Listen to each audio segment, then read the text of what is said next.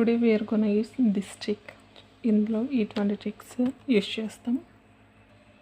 So కొన్ని సమాసాలు వచ్చిన చోట కూడా ట్రిక్స్ అయితే రాశాను. స్టార్ట్ చేద్దామా? ఇది ఏ లెసన్ చూద్దాం ముందు.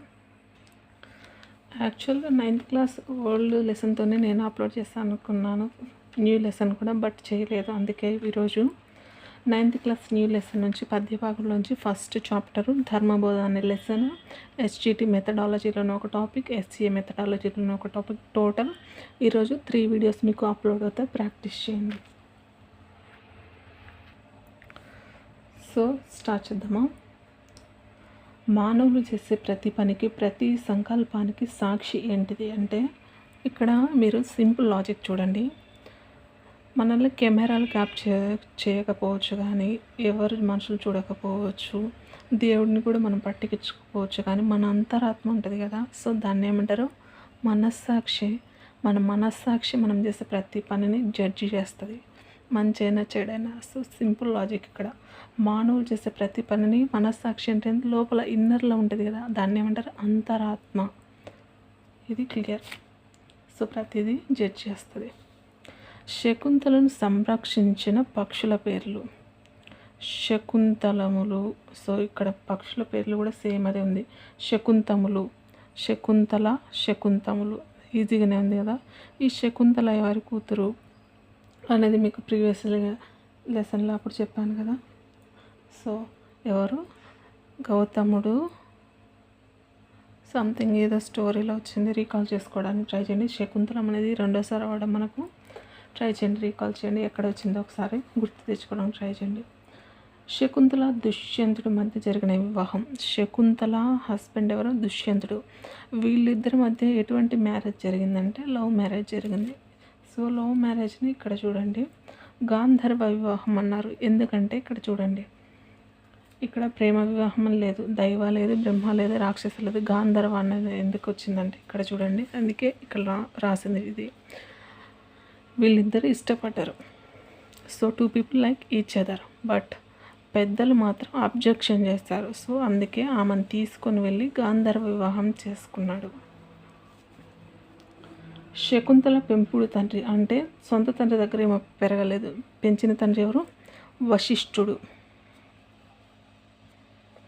పెంపుడు వశిష్ఠుడు అలా గుర్తుపెట్టుకోండి. అన్నిటిలో డూ వచ్చింది కదా, మరి కష్టమైపోతుంది అంటే. సో శకుంతల వశిష్ఠ అని గుర్తుపెట్టుకోండి. శకుంతల తండ్రి ఎవరు? వశిష్ఠ అని. ఇతిహాసంలో దేనికి ప్రాధాన్యం ఉంటుంది? ఇతిహాసంలో దేనికి ప్రాధాన్యత ఉంటుంది అంటే కథకు ప్రాధాన్యత ఉంటుంది. ఇంపార్టెంట్, ఇక్కడ కన్ఫ్యూజ్ అయ్యే ఛాన్స్ ఉంది. ఇతిహాసం అంటే ఏంటిది? ఇలా జరిగింది అని అర్థం కదా. సో ఇలా జరిగింది అని చెప్పడానికి నాటకాలు ఆడతారా అంటే కాదు. వర్ణించడం అంటే కాదు, కథ చెప్పడం. కథకి ఇంపార్టెంట్ ఉంటుంది, మిగిలిన వాటికి ఉండొచ్చు, కానీ ఫస్ట్ దేనికి ప్రాధాన్యం ఉంటుందంటే కథకు. ధర్మబోధ పాఠం మహాభారతంలోని ఏ భాగం నుంచి తీసుకోబడింది? ఆది పర్వ చతుర్థ శ్వాసం. ఇక్కడ స్టార్టింగ్ ధర్మం అని వచ్చింది కదా. సో స్టార్టింగ్ ఆది అంటే స్టార్టింగ్ అని. సో ధర్మబోధ అనే లెసన్ స్టార్టింగ్లో ఆది పర్వం నుంచి తీసుకుని చతుర్థం, చతుర్ అంటే 4 అని అర్థం. ధర్మబోధ లెసన్. ధర్మబోధ ఎన్ని అక్షరాలు? 4 అక్షరాలు. So simple. స్టార్టింగ్ 4 ఈజీగానే గుర్తుపెట్టుకోవచ్చు. నన్నయ్య గురించి ప్రవచనాలతో సత్యాలు. సో నన్నయ్య గురించి సమ్ స్టేట్మెంట్స్ ఇచ్చాడు. సో నన్నయ్య మనకు చాలా లెసన్స్లో వస్తాడు కాబట్టి మొత్తం కంప్లీట్గా ఒకేసారి చదువుకోండి, అన్నిటికీ ఉపయోగపడుతుంది. నన్నయ్య, నన్న ఇక్కడ నా అనేది 2 సార్లు వచ్చింది. సో ట్రిక్ కూడా. సో ఎవరి దగ్గర పనిచేస్తాడంటే ఆయన పేరు కూడా 2 సార్లు రావాలి. ఇక్కడ అన్నిటిలో ఎవరి పేరు 2 సార్లు వచ్చిందంటే రాజా అనేది మాత్రమే 2 సార్లు వచ్చింది కాబట్టి ఇది ఒక ఆప్షన్, ఇది రైట్. సో ఆ అనేది రైట్ అయితే ఇక్కడ ఇచ్చిన వాటిల్లో ఆ అనేది అక్కడ ఉంది, 3 ఉంది, ఇందులో లేదు. సో 2ది రాంగ్. క్లియర్ అయిపోయింది. నెక్స్ట్ ఈయన రచనలు చూద్దాం. చాముండికా విలాసం, ఇంద్ర విజయం అనేది ఈయన రాశాడు. సో ఆప్షన్ ఆ అనేది కూడా రైటే. ఆ అనేది ఎక్కడ ఉంది? సో రిమైనింగ్ 3లో కూడా ఇక్కడ చూడండి ఆ అనేది లేదు, 2 అనేది ఇందులో లేదు, ఆప్షన్స్లో వచ్చింది. సో ఇది కూడా రాంగ్. సో మిగిలింది ఈ 2 ఆప్షన్స్. శంభుదాసుడి వీని బిరుదు. శంభుదాసుడు అనేది ఈయన బిరుదు కాదు, ఇది రాంగ్. సో ఆబ్వియస్గా మిగిలింది పావులూరి మల్లన్న, మల్య, రేచన వీరి సమకాలికులు. సో ఆప్షన్స్లో చూడండి, ఇది కరెక్ట్. సో స్టేట్మెంట్స్ ఇచ్చినప్పుడు రచయితల గురించి ఈ విధంగా మొత్తము ఒక్కొక్క దాన్ని చూసుకుంటే రైట్ రాంగ్ వేసుకుంటూ వచ్చి తర్వాత ఆప్షన్స్ చూడండి. ఫస్ట్ ఇన్ కేస్ మీకు కన్ఫ్యూజన్ ఉన్నప్పుడు ఫస్ట్ ఆప్షన్స్ చూసి ఏం తెలియనప్పుడు అప్పుడు నెక్స్ట్ ఇవి చూడండి. సో నన్నయ్య కానీ, తిక్కన కానీ, ఎర్రన్న కానీ ఏ రచయిత అయితే మల్టిపుల్ టైమ్స్ మనకు లెసన్స్లలో రిపీట్ అవుతుందో ఆయన గురించి ఒకేసారి చదువుకుంటే గిన ఏ లెసన్లో ఆ లెసన్లన్నీ ఒక చోట రాసుకుని ఈ లెసన్లన్నింటికి ఈయన రైటర్ అని రాసి ఒకే చోట రాసుకుంటే మీకు ఈజీగా ఉంటుంది, ప్రతి లెసన్ వచ్చిన చోటల్లో మళ్ళీ అట్లా నేర్చుకోకుండా. సరేనా? నన్నయ్య ఇంపార్టెంట్, చాలా లెసన్లో మనకు వచ్చింది తెలుగులో. ఇక్కడ ఎరుక అనే పదానికి అర్థం తెలివి. సో సింపుల్గా మనం ఏదైనా మాట్లాడేటప్పుడు పల్లెటూరు లాంగ్వేజ్లో మనం అబ్జర్వ్ చేస్తుంటాం, నీకేం ఎరకరా అని అంటారు, నీకేం తెలుసు అని. సో నీకేం తెలుసు అంటే నీకేం తెలియలేదు, నీకు తెలివి లేదు, నువ్వేం మాట్లాడొద్దు, సైలెంట్గా ఉండని. అది ఇక్కడ చూడండి, పరిష్వంగం పర్యాయ పదాలు. ఇక్కడ పరిష్వంగం అనేది. సో దీని పర్యాయ పదాలు ఏంటిది? కౌగిలి, ఆలింగనం. సో రెండు సేమ్ మీనింగే కదా, కౌగిలి అన్న ఆలింగనం అన్న సేమ్ మీనింగ్. ఇక్కడ పరిష్వంగం అనేది డిఫరెంట్గా ఉంది. ఇక్కడ ఆన్సర్లో కూడా మనకు పరిరంభం, వ్రతం, పరిరంభం, సూతకం, ఆలింగనం అన్నిటిలో ఉంది. కానీ మనం కన్ఫ్యూజ్ కాకుండా ఇక్కడ ఉండాలంటే హగ్ అని గుర్తుపెట్టుకోండి. హగ్, పరి అనే అమ్మాయి ఒక స్వాగ్లో వచ్చి హగ్ చేసుకుంది. క్లియర్? పరి అనే అమ్మాయి స్వాగ్గా ఒక యాటిట్యూడ్, ఒక స్వాగ్తో వచ్చి ఏం చేసుకుంది? హగ్ చేసుకుంది. హగ్ అంటే ఏంటిది? కౌగిలించుకోవడం, ఆలింగనం అని గుర్తుపెట్టుకోండి. ఎరుక అనే పదార్థానికి నానార్థాలు. తెలివి, పరిచయం అని కూడా అర్థం. చూడండి, ఇక్కడ ఎరుక అంటే అర్థం తెలివి అని ఇచ్చాడు. ఇన్ కేస్ తెలివి అని ఇవ్వకుండా మీకు పరిచయం అని ఇచ్చినా కూడా నానార్థాల్లో ఇది వచ్చింది కాబట్టి ఇది కూడా పెట్టేసేయండి. ఇన్ కేస్ ఆప్షన్లో తెలివి లేకుండా అయినా ఇది పెట్టండి, నానార్థం పరిచయం అనేది. బూచి ఈ పదానికి ప్రకృతి. ఏ పదం అంటే బూచి అనేది వికృతి అని అర్థం, ఇక్కడ కన్ఫ్యూజ్ కావద్దు. సో బూచాడు అనేది నేనైతే ఫస్ట్ బూచాడే అనుకున్న ఆన్సర్, బట్ కాదు, రాంగ్. ఆప్షన్స్ చూసిన తర్వాత నాకు అర్థమైంది. సో నేను కన్ఫ్యూజ్ అయ్యాను కాబట్టి ఆ బిట్ని నేను మార్క్ చేసి పెట్టుకుంటాను. ఏ బిట్ అయితే నేను ఓన్గా చేసినప్పుడు మిస్టేక్ పోతుందో ఆ బిట్ను వెంటనే ఇట్లా మార్క్ చేసి పెట్టుకోండి. మల్టిపుల్ టైమ్స్ రివిజన్ చేయండి, తప్పు చేసే ఛాన్స్ దానికి ఎక్కువ ఉంటుంది కాబట్టి. సో ఆన్సర్ ఏంటిది? భూతం. అమ్మో బూచాడు వచ్చాడని చిన్నపిల్లలు చెప్తాను. బూచాడు అంటేదండి ఎత్తుకుపోయేటోళ్ళు. సో ఏది ఎత్తుకుపోయేటది? భూతం ఎత్తకపోతుందని గుర్తుపెట్టుకోండి. విసుమానము ప్రకృతి అడిగాడు. సో ఇది వచ్చేసి విసుమానం అనేది వికృతి.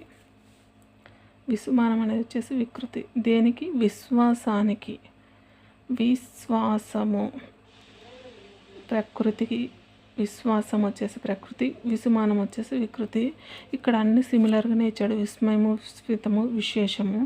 సో కన్ఫ్యూజ్ అయ్యే ఛాన్స్ ఉంది, కొంచెం కేర్ఫుల్గా ఫోకస్ చేయండి. ఇక్కడ ధర్మజ్ఞుడు సమాసం పేరు, ధర్మ అజ్ఞ. సో ఇక్కడ చూడండి, కోడ్ వచ్చేసి ధర్మ ద్వితీయ తత్పురుష.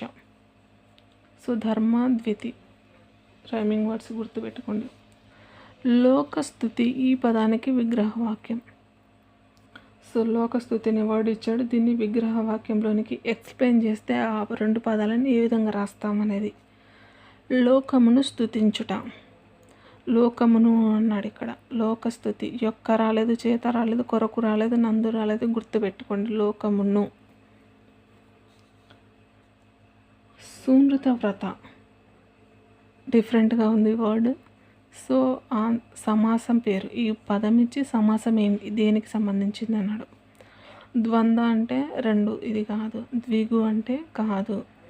అవ్యయీ భావ బహువ్రీహి అయ్యే సమాసాల ఛాన్సెస్ ఉంది కాబట్టి ఇక్కడ చూడండి, ట్రిక్లో వ్రత, వ్రీహి సమాసంలో రెండు పదాలలో లాస్ట్ 2 వర్డ్స్ తీసుకుంటే వ్రతము అనేది ఈ పదంలో ఉంది, ఇక్కడ వ్రీహి అనేది ఉంది. ఈ రెండు తీసుకొని ఆన్సర్ ఇది. రావత్ అనేది ఇక్కడ కామన్గా ఉంది, గుర్తుపెట్టుకోండి. దీనిలో అయితే రావత్ కామన్గా ఉందో ఈ పదంలో మాత్రమే. అది వచ్చేసి బహువ్రీహి సమాసానికి సూనృత వ్రత అనేది గుర్తుపెట్టుకునే విధంగా. రావత్తు అనేది ట్రిక్ ఇక్కడ. దీన్ని వచ్చేసి ఆర్డర్లో పెట్టమన్నాడు, కొన్ని పదాలు ఇచ్చి ఆర్డర్. సో ఆల్రెడీ నేను టిక్ చేశాను, కానీ మీకు గుర్తుండాలంటే ఏ విధంగా గుర్తుపెట్టుకోవాలో ట్రిక్ రాశాను, చూద్దాం. యమ అనే వ్యక్తి జయసూర్య అనే వ్యక్తితో నహి అన్నాడు, వద్దన్నాడు. దేనికి వద్దన్నాడు? వాళ్ళ నానమ్మను అబ్బాయి తీసుకెళ్తున్నాడు. యమ యొక్క నానమ్మను జయసూర్య తీసుకెళ్తుంటే నహి వద్దు అని ఈ అబ్బాయితో చెప్పి వాళ్ళ నానమ్మ దగ్గరకు వచ్చి పద నానమ్మ మనం వెళ్దామని అన్నాడు యమ అనే అబ్బాయి. సో యమ అంటే ఫస్ట్ యముడు వస్తాడు, జయసూర్య అంటే చంద్ర సూర్యులు. చంద్ర సూర్యులు అయితే చంద్ర అని రాశారు. ఇది కూడా కరెక్ట్, ఎందుకంటే పదాలు పద్యంలో రాసేటప్పుడు ఆ విధంగా కలిపి రాస్తారు. సో చంద్ర సూర్యులు, జయసూర్య. నెక్స్ట్ నహి అంటే ఇక్కడ చూడండి, నహంబును. ఇక్కడ నన్మహ వస్తుంది, ఇక్కడ ఫస్ట్ నానే వస్తుంది, రెండో లెటర్, ఇక్కడ హా వస్తుంది, అందుకే నహి అని రాను. తర్వాత నానమ్మ, ఇక్కడ చూడు నాన్మహ పద, ఐదోది కదా. ఇది రాత్రి మిస్ అయింది, ఒక్క నిమిషం. సో ఇప్పుడు సరిపోయింది. నహి తీసుకెళ్ళొద్దు సూర్య, రాత్రి అయిపోయింది కాబట్టి నానమ్మ నేను వెళ్తాము. సో అందుకే వాళ్ళ నాన్నమ్మ దగ్గరకు వచ్చి పద అన్నాడు. క్లియర్? ఇప్పుడు ఆర్డర్ సరిపోయింటుందా? ఇది వచ్చేసి యముడు, జయచంద్ర, నహి అంటే నహంబును, నెక్స్ట్ రాత్రియు, నాలుగోది నానమ్మ పద అంటే నన్మహాపద. సో ఆల్మోస్ట్ 10 minutes అయిపోయింది. ఎన్ని బిట్స్ ఉన్నాయి? టోటల్ 37. ఓకే, కొంచెం స్పీడప్ చేస్తాను, పికప్ కండి. ధర్మార్థ కామ సాధనమునకు ఉపకరణము గృహనీతి విద్యకు అని డ్యాష్ ఇచ్చాడు. సో ధర్మము, అర్థము, కామము, సాధనము ఇవన్నీ ఎవరిలో ఉంటాయి? ధర్మార్థ కామ ఇవన్నీ వచ్చేసి ఒక ఇంట్లో ఉంటాయి, ఇంట్లోనే ఇవన్నీ ఉంటాయి అని గుర్తుపెట్టుకోండి. హృదయ సంతోషమునకు సంజన కంబు, ఇక్కడ సంజన కంబు అన్నాడు. ఇక్కడ చూడండి, హృదయ సంతోషమునకు ఒక వ్యక్తి హృదయం హ్యాపీగా ఉండాలంటే ఒక అబ్బాయి వ్యక్తి, అది ఎవరి వల్ల అవుతుంది? భార్య వల్ల అవుతుందని గుర్తుపెట్టుకోండి. దీపంబు వలన నుండి ఒక డాష్ ప్రభవించినట్లు, ఒక దీపం వలన ఇంకొక దీపం ఎఫెక్ట్ అవుతుందని గుర్తుపెట్టుకోండి. 1000 అశ్వమేధ యాగములు చేయడం కంటే గొప్పది సత్యం మాట్లాడడం గొప్పది. ఇది ఐ థింక్ 1000 అశ్వమేధ యాగం గురించి ఇంతకుముందు కూడా మనకి ఎక్కడ వచ్చింది, ఒకసారి రికాల్ చేయండి. సర్వతీర్థాభిగమనంబు సర్వవేద సమధిగమము. ఇక్కడ చూడండి, సర్వం వచ్చింది, వేదం వచ్చింది, తీర్థం చాలా వర్డ్స్ వచ్చాయి, ఎంత కాదు. ఫస్ట్ ఒకటి గుర్తుపెట్టుకోండి, ఇక్కడ ట్రిక్ వచ్చేసి సర్వ అనేది 2 times వచ్చింది. 2 times ఏది వస్తే అది సత్యం అని గుర్తుపెట్టుకోండి, సింపుల్. ఏ నేట నీ వేట సుతుడట అన్నది. సో ఎవరన్నాడు? దుష్యంతుడు అన్నాడు. సో నెట, వెట, డెట ఎవరు? దుష్యంతుడు అన్నాడు. గొనకొని వీడు నీకును శకుంతలకు బ్రియనందనుండు. సో ఇది వచ్చేసి అన్నది ఎవరు అని ఇచ్చాడు, ఈ లైన్ అన్నది ఎవరు అని ఇచ్చాడు, దివ్యవాణి అన్నది. ఇక్కడ ట్రిక్ అయితే ఏం లేదు, ఎలా గుర్తుపెట్టుకుంటారంటే గొనకొని అని ఉంది కదా, గొనగదు. ఎవరు గొనగరు అంటే దివ్యంగా ఉండే వాళ్ళు గొనగరు. సో దివ్యవాణి, గొనకొని, నీ వాణి, గొనకొని అని గుర్తుపెట్టుకోండి. ధార అనే పదానికి నానార్థాలు. ధార అంటే ప్రవాహం అని వచ్చింది, ఇంకొకటి నీటి చాలు అనేది వచ్చింది. ఇక్కడ అరే నీళ్ళు ధారాళంగా పోతున్నాయి అనేది గుర్తుంటుంది కదా. ధారాళంగా అనేది అంటే ఎక్కువ పోతున్నాయి, అందులో ధార అంటే ఏంటిది? లైన్గా పోయే మార్గం అని. సో నీళ్ళు కూడా అదేవిధంగా ప్రవాహంలో పడతాయి. ఇంకొకటి నీటి చాలు అనేది ధార అనే పదానికి నానార్థాలు. దిక్కు కోరిన నమ్మకం అనే నానార్థాలు ఇచ్చే పదం ఆశ. సో నాకెంతో ఆశ ఉందంటే నాకెంతో కోరిక ఉంది అనేది వస్తుంది. సో ఆశ అనే పదానికి నానార్థాలు ఏంటిది? దిక్కు, కోరిక, నమ్మకం. ఇక్కడ ఆశ అంటే దిక్కు ఎందుకు వచ్చిందని కొంచెం కన్ఫ్యూజ్ అయ్యే ఛాన్స్ ఉంది. ఇక్కడ చూడండి, ఇక్కడ దిశ అని కూడా ఇవ్వచ్చు కదా, దిశ అంటే దిక్కు అని కూడా వస్తుంది కదా, మరి అది ఎందుకు కాలేదు, ఇది ఎందుకు ఆన్సర్ అయింది ఒకసారి థింక్ చేయండి. ఏమన్నా మీకు తెలిస్తే కానీ కామెంట్ సెక్షన్లో కామెంట్ చేయండి. వినండి ఈ పదానికి వ్యతిరేక క్రియారూపం. వినడం, వినకండి, సింపుల్. వినలేదు, వినడం లేదు, వినడు అనేది కాదు. డి వచ్చింది లాస్ట్లో ఆన్సర్లో కూడా డి వచ్చింది, అలా గుర్తుపెట్టుకోండి. ఇక్కడ అలంకారం గురించి ఇచ్చాడు. ఉపమా అలంకారంలో వలె, పోలే, విధాన వంటి పదాలు దేనిని సూచిస్తాయంటే ఉపమా వాచకాన్ని సూచిస్తాయి. ఉపమా అలంకారం కాబట్టి ఉపమా వాచకం. మత్తేబం పద్య పదానికి మొత్తం ఎన్ని అక్షరాలు ఉంటాయి? మత్తేబం, మత్తు 20 రూపీస్ అని గుర్తుపెట్టుకోండి. మొత్తం 20 రూపీస్, లేదంటే మొత్తం ఎంత? టోటల్ 20 రూపీస్ అయింది. సో అన్ని అక్షరాలు మొత్తం ఏంటంటే 20 ఉంటాయి. ధార ఈ పదానికి పర్యాయ పదాలు. ధార అంటే ధార కాదు, ఇక్కడ అది ఏమంటారు, దార అని ఇచ్చాడు. ఇక్కడ అది ఈ సింబల్ అయితే లేదు, దీనికి గుర్తుపెట్టుకోండి. భార్య, కలత్రం. ఇక్కడ మాత్రం దీనికి ఇది ఉంది చూడండి, కింద దాకి ఒత్తి ఇచ్చాడు. ఇక్కడ ఈ సింబల్ ఇచ్చాడు, ఇక్కడ సింబల్ ఉంది, కానీ మనం చూసిన దీంట్లో అయితే ఈ సింబల్ అనేది ఇవ్వలేదు. ఇదే డిఫరెన్స్, మేజర్ డిఫరెన్స్. ఇలాంటి చిన్న పదాలు వచ్చిన ఖచ్చితంగా అనిపిస్తుంది. ఈ రెండింటిలో ఫోకస్ చేయండి. ఒక చిన్న ఒత్తే మనకు మార్క్ పోవడానికి కూడా ఇక్కడ కారణం అవుతుంది అనేది ఇక్కడ మనకి ఈజీగా అర్థమైంది. సో భార్య, కలత్రం ఇంపార్టెంట్. భార్య అనేది ఈజీ గుర్తుంటుంది. భార్య పేరు ఏంటిది? దారా అని గుర్తుపెట్టుకోవచ్చు. కానీ కలత్రం అనేది డిఫరెంట్గా ఉంది, ఫోకస్ చేయండి. ఇక్కడ డిఫరెంట్గా ఉన్నాయి, ఎప్పటికైనా ఫోకస్ చేయండి. అదేవిధంగా ఏదైనా ఒక విషయం 1 or 2 సెంటెన్సెస్ కంటే ఎక్కువ ఉంటే ఒక టాపిక్లో అది మ్యాచ్ ద ఫాలోయింగ్ కానీ స్టేట్మెంట్స్ కానీ అడిగే ఛాన్స్ ఉందని గుర్తుపెట్టుకోండి. త్రికము మీద అసంయుక్త హల్లునకు ద్విత్వంబు బహుళంగానబు అనేది సూత్రం. ఈ సూత్రం ఇచ్చాడు. సో ఈ సూత్రం వల్ల ఏర్పడే పదం కనుక్కోమని క్వశ్చన్ ఇచ్చాడు. సో ఆన్సర్ వచ్చేసి ఆ ప్లస్ పరమ. సో త్రికము మీది అసంయుక్త హల్లునకు ద్విత్వం అంటే 2. ఇక్కడ 2 ఎక్కడెక్కడ వచ్చాయి, ఏ పదాల్లో వచ్చాయంటే అన్ని పదాల్లో 2 అక్షరాలు వచ్చాయి. దేనికి దా ఒత్తు వచ్చేసింది. ఒక అక్షరానికి అదే ఒత్తు వస్తే దాన్ని ద్విత్వం అంటాం కదా, అన్నిటిల్లో వచ్చింది. కానీ ఇక్కడ మీకు ట్రిక్ అయితే అసంయుక్త ఉంది. అసంయుక్తం వస్తే ఆ తర్వాత ఏమొస్తుంది? ఆ అని వస్తుంది. సో ఇక్కడ ఆ ఉంది, ఆ విధంగా గుర్తుపెట్టుకోండి. ద్విరుక్తంబగు హల్లు పరమగునప్పుడు ఆచ్చికము దీర్ఘమునకు హస్వంబునకు. సూత్రం త్రికసంధి సూత్రం ఇది. ఆచ్చికము త్రికసంధి, ఆచ్చి త్రికసంధి సూత్రాలు ఇదే కాదు, చాలా ఉంటాయి. 3 సూత్రాలు ఏమో ఉంటాయి. 3 సూత్రాలు అయితే చెప్పారు. నేను డిగ్రీ లెవెల్ చదివినప్పుడైతే ఉన్నాయి ప్రిన్సిపల్స్.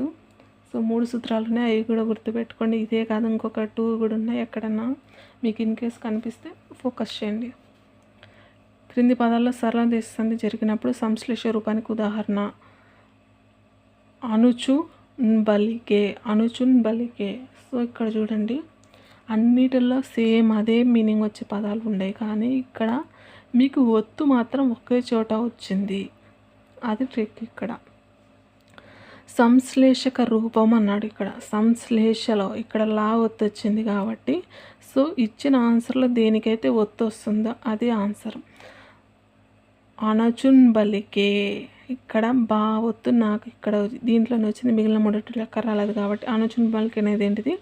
సరళాదేశ సంధి యొక్క సంశ్లేష రూపానికి ఎగ్జాంపుల్. అంతరాత్మ ఈ పదంలో ఏ సంధి ఉంది? విసర్గ సంధి. అంతరాత్మను విసిరేసాడని గుర్తుపెట్టుకోండి, విసర్గ సంధి అని గుర్తుంటుంది.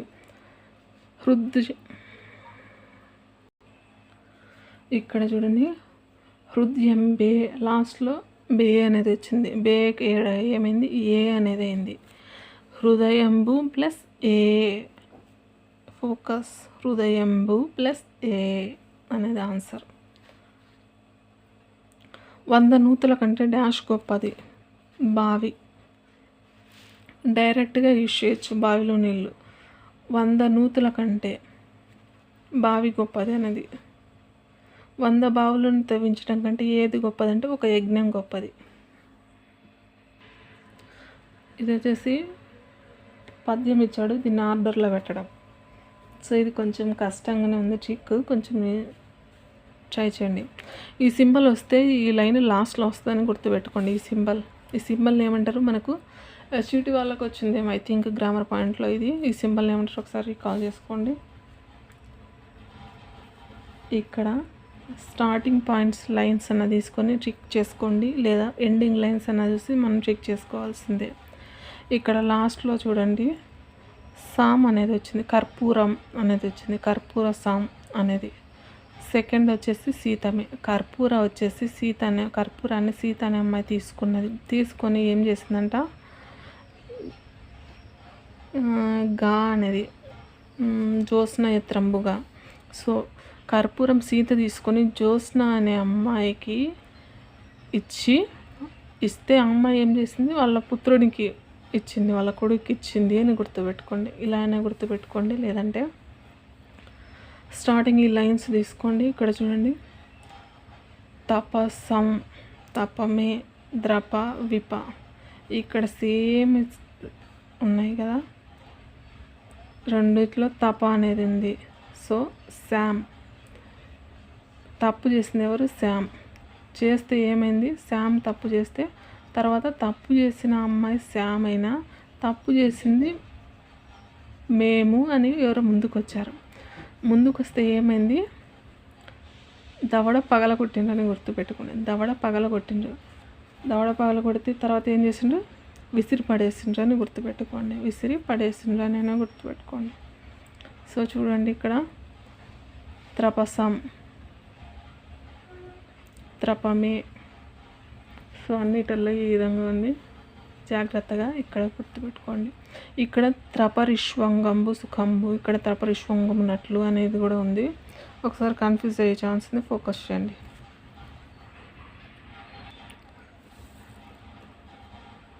సో ఇదైతే ట్రిక్ అంత సూటబుల్ అయినట్లేదు. ఇన్ కేస్ మీకు ఏదైనా ట్రిక్ బెటర్గా అనిపిస్తే కింద కామెంట్ సెక్షన్లో కామెంట్ చేయండి. నేను నెక్స్ట్ వీడియోలో అది పోస్ట్ చేస్తాను. ఈ యొక్కది కొంచెం డిఫికల్ట్గా ఉంది. లాస్ట్ వర్డ్స్ తీసుకొని చేసుకోవడమే I think best option. So ఇంతటితో ఈ లెసన్ కంప్లీట్ అయిపోయింది. So see soon in the next video. Chaitanyam practice bit.